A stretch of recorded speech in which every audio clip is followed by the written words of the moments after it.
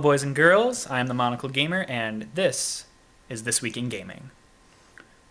It's been a fairly good week, not super huge, but pretty big. New York Comic Con is going on, which I didn't even know there was a New York Comic Con. I knew there was Comic Con, but I didn't know there was now Comic Con in the West Coast. Now there's East Coast Comic Con, and I'm hoping the Midwest gets a Comic Con.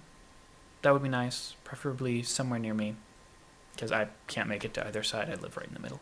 Anyway, things that have happened in gaming this week. As you may have noticed from one of the earlier posts this week, Batman Arkham City, super highly acclaimed game, came out on the 18th. That's Tuesday, and let me tell you, it is great.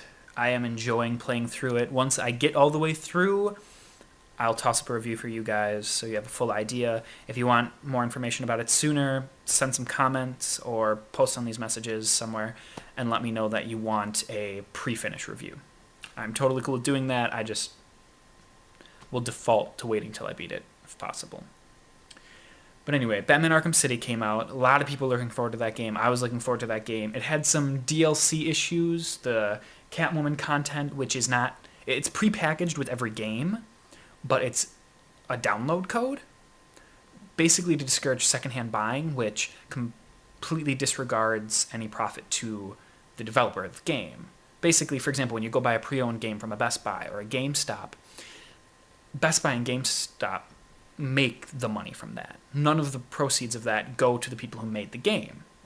And so that $5 you're saving, in the case of Batman Arkham City, is nixing you Catwoman, whose story is truly intertwined into the main story of Batman, and she's unique enough and fun enough that it's worth getting the new version for. I truly believe that. It really is. So that was a lot of fun. The DLC download issues people have been having where their codes don't work, they're working to resolve that as quickly as they can. My stuff I had a little bit of trouble at first, but it worked out within the day, so that was nice. Other things that have happened this week... Ratchet and Clank All for One came out. If you're into Mario Party type games, but you're not a big Nintendo fanboy, Ratchet and Clank All for One is a game to look at. It's 4-player co-op. It's lots of silly guns, shooting things, what Ratchet and Clank is famous for. I will say this, if you're a true Ratchet and Clank fan, if you started playing with Ratchet and Clank and you love going commando, up your arsenal, and even Deadlocked, which I feel like are the...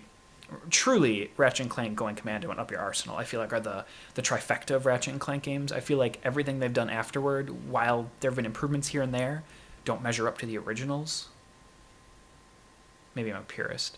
But anyway, if you're a purist like that, stay away from All for One.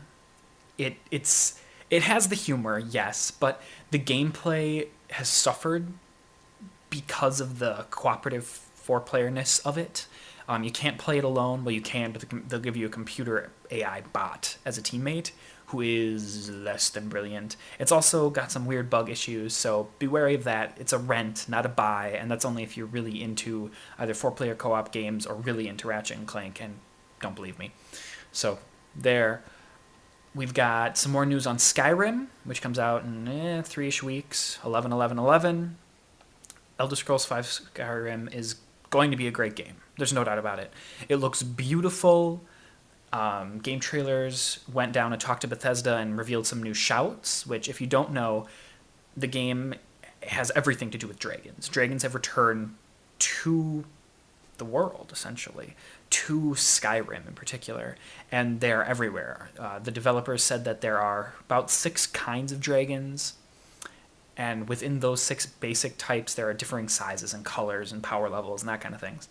And there's also named dragons, because dragons are intelligent, and when they breathe fire or roar or anything like that, they're actually speaking a language. They're speaking in the dragon tongue. And your character is dragon-born.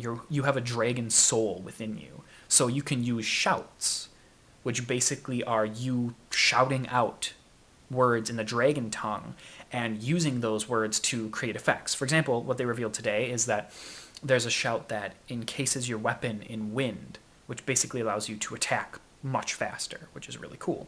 There's also a shout that encases enemies in ice, enemies right in front of you in ice, which has all kinds of applications. If you're an Elder Scrolls fan, you know that'll be great.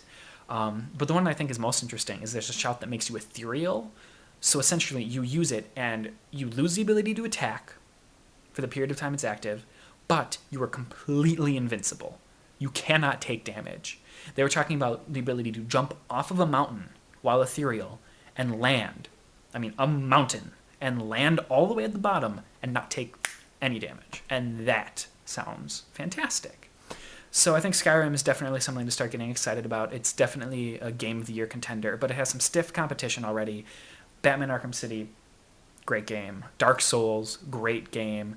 We're going to have to see if all of the expectation and all of the good things we've been hearing about Skyrim really measure up in 3 weeks.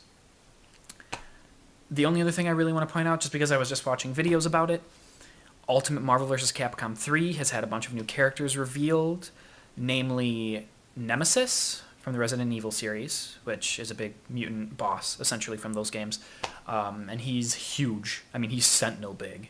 So, very interesting abilities and supers and all that. Phoenix Wright is in the game, and I just watched gameplay footage of him. And he plays so uniquely. It's really, really interesting. He has 3 modes that you unlock. First, by finding good evidence to condemn the person you're fighting, which upgrades you to courtroom mode. Once you're in courtroom mode, you need to try to hit him with an objection. And once you hit him with an objection, it activates like his super finger pointing mode, and then he can use his ultimate, his hyper combo, his hyper finisher, which turns out to be the most damaging finisher in the game. It uses up all your evidence and knocks you back down to your first mode, but it can do a dumb amount of damage. It almost killed Hawkeye, new character, from full health. Like, it was just absurd. But it was very hard to do. He almost died pulling it off. Nova, another new character who redirects the energy of his opponents, also very interesting. I'm still a little sketch on how I feel about the fact that they released Marvel vs. Capcom 3 and within such a short period of time later are releasing Ultimate Marvel vs. Capcom 3, which you have to buy separately. It's not DLC. It's a $40 or $50 piece in and of itself. I think 40. And that seems kind of shenanigansy to me, to the people who bought Marvel vs. Capcom 3 to begin with. So if you're one of those people and you have an opinion about it, toss it up on this video. Let me know what you think. Let's talk about it a little. If you have thoughts, comments, questions about any of the other stuff I've talked about or things I haven't even mentioned, toss them up here or on the monocledgamer.blogspot.com. Get ready for a new article on Monday and have a great week.